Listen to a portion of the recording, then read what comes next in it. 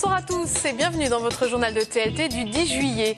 Au programme de ce soir, le bilan des 100 premiers jours de Jean-Luc Moudenc à la mairie de Toulouse, la réaction d'une association de protection des travailleurs du sexe face à l'arrêté municipal anti-prostitution et on terminera par le festival Pause Guitare d'Albi.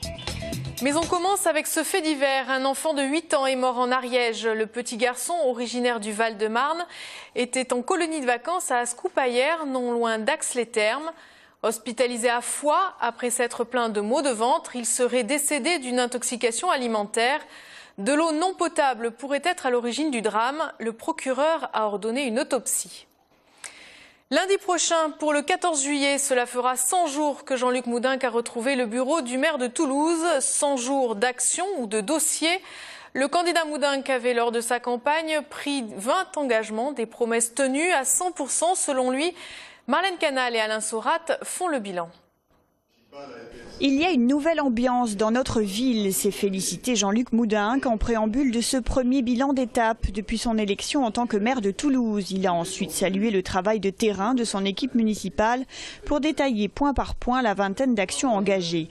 De la nomination des 19 maires de quartier en passant par le recrutement des nouveaux policiers municipaux ou la rédaction de la charte visant à favoriser l'emploi local. Si chaque point est aujourd'hui engagé, certains doivent subir quelques délais. J'ai à équiper Toulouse de caméras de vidéoprotection. Ça ne peut pas se faire en claquant des doigts. Par contre, nous avons déjà fait, à l'heure où je parle, un travail de repérage très précis, parce qu'on ne va pas mettre des caméras comme ça n'importe où. Il faut des statistiques, il faut des faits, il faut que l'on ait une réflexion, une remontée de terrain. Et donc, ces dernières semaines ont servi à identifier les endroits qui nous paraissent devoir être équipés prioritairement. Et l'idée, c'est que d'ici la fin de l'année 2014, eh bien, les premières caméras puissent voir le jour, qu'il y ait plusieurs dizaines de caméras nouvelles, implantées, là où c'est le plus urgent, là où c'est le plus utile. En matière sécuritaire, une trentaine de policiers municipaux sont en cours de sélection et après test psychologique pour le port d'armes, ils seront sur le terrain en janvier.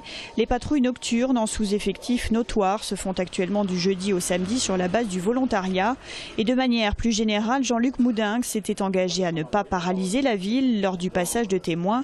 Qu'en est-il? Ils m'ont élu pour opérer un certain nombre de changements, mais pas pour faire table rase et être dans le négatif.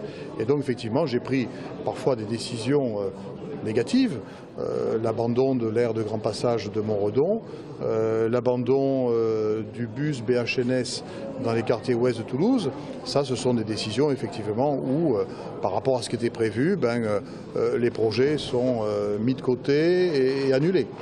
Mais dans bien d'autres domaines, on a décidé de continuer le travail de projet. Par exemple, la réflexion sur l'urbanisme, sur l'évolution du centre-ville, faire en sorte qu'il y ait une ville qui fasse plus de place aux piétons, aux modes doux. Ça, c'est quelque chose que nous continuons. Et nous continuons avec Joan Busquets, puisque c'est lui qui avait été désigné, et que j'ai décidé de ne pas remettre en cause les désignations de maîtres d'œuvre et de professionnels faites par la municipalité précédente. Au menu également la réorganisation des patrouilles pour le plan de propreté et d'éclairage de la ville, la gratuité des musées municipaux pour les Toulousains à la rentrée pour un coût de 186 000 € par an, ou encore le vote pour l'acquisition de l'ex-prison Saint-Michel pour en faire un lieu de musique, le tout sur fond de maîtrise des coûts, endettement oblige. La géothermie et les eaux souterraines seraient-elles nos ressources de demain? C'est en tout cas l'objet d'un colloque organisé aujourd'hui par la région Midi-Pyrénées et le bureau de recherche géologique et minière. Quels sont les enjeux de cette énergie? Les centrales utilisent l'eau chaude souterraine pour la transformer et chauffer les habitations.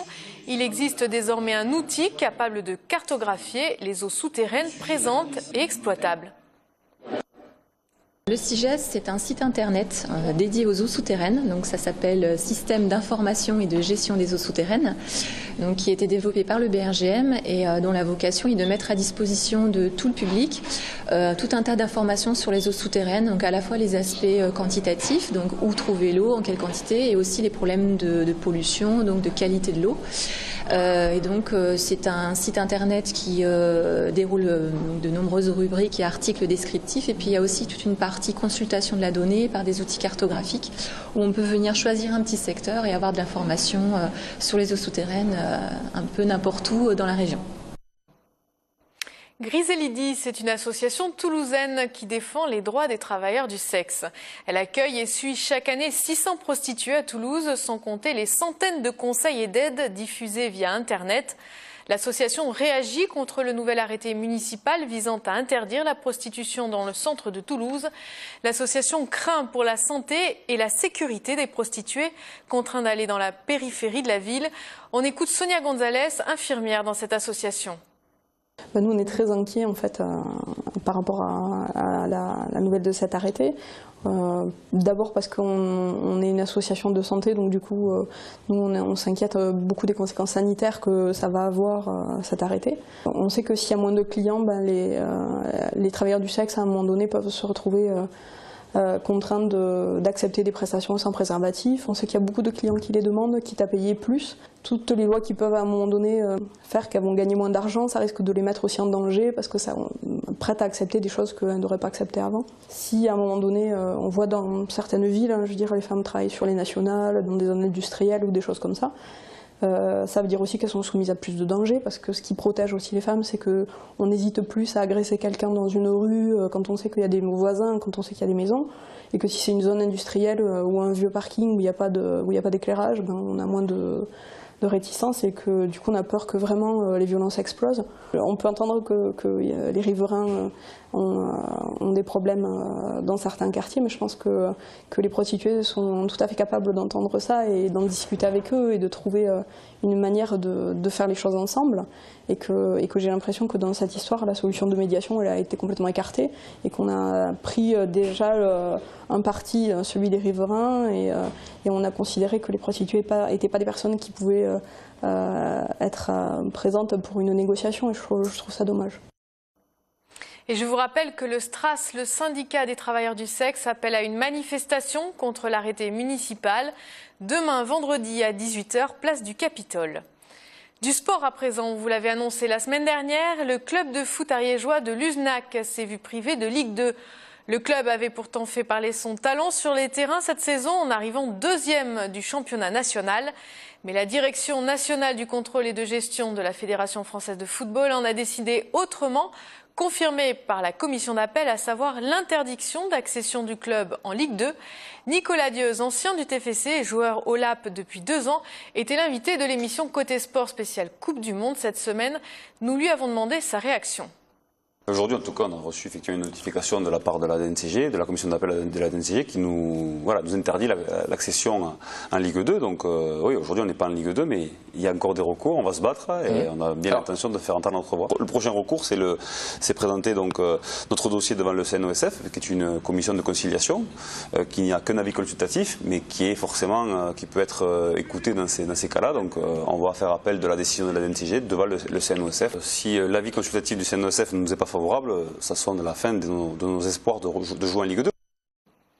Et puis Marie-Angèle Tulot, une Toulousaine de 99 ans, a reçu hier la médaille de Juste parmi les nations, ainsi que son mari à titre posthume au Capitole. Pendant l'occupation, le couple a caché Reine, une petite fille juive, et ses parents chez eux à Kobiak. La distinction créée par l'État d'Israël honore ceux qui, au péril de leur vie, ont caché des Juifs pendant la Deuxième Guerre mondiale. Les enfants de Reine, décédés en 2010, avaient fait le déplacement des États-Unis pour l'occasion. La guitare règne en maître à Albi, qui accueille le festival Pause Guitare jusqu'à samedi. Jérôme Bollock a assisté au plateau du français Dimonet et de la québécoise Clopelgag. Portrait de ces artistes qui se sont partagés la scène de l'Atanor hier soir.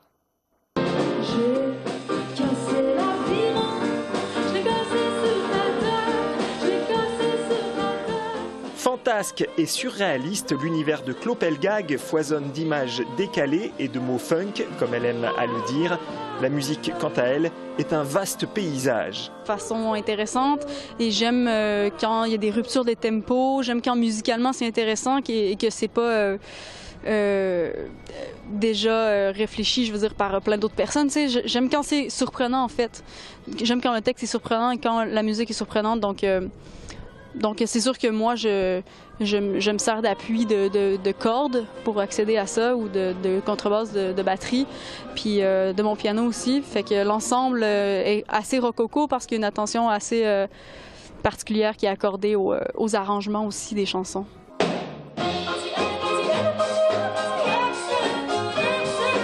Dimonet, artiste à la présence magnétique, insuffle une atmosphère sensuelle, presque sexuelle sur scène. Ici, la chanson s'habille d'un tissu rock. Il faut avoir bu un alcool fort avant d'affronter ton corps. Autrement, tu tubes, enivré par tes dons.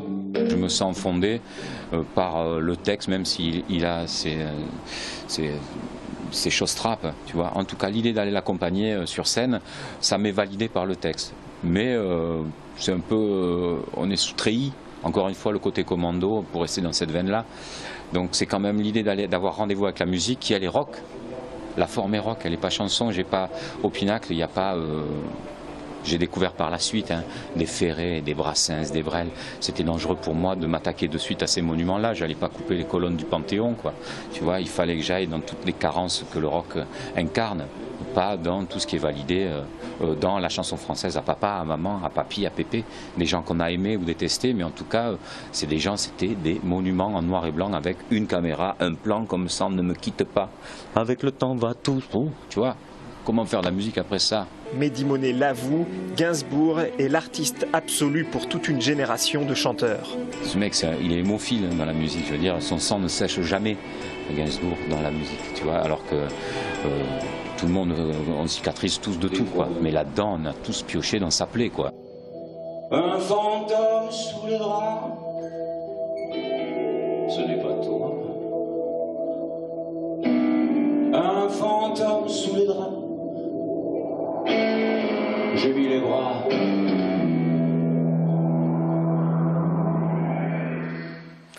Pause guitare, c'est donc jusqu'à samedi à Albi. Et pour les amateurs ou ceux qui auront fait sa découverte lors de ce reportage, sachez que Clopelgag rejoue demain vendredi à 16h15, toujours à la Tanor, dans le cadre des Québecofolies. Et c'est sur ces notes que se termine cette édition. Prochain rendez-vous avec l'actualité demain à 19h avec Pascal Solaire. Je vous retrouverai quant à moi normalement dès le mois de septembre. Excellente soirée et très bon été à tous.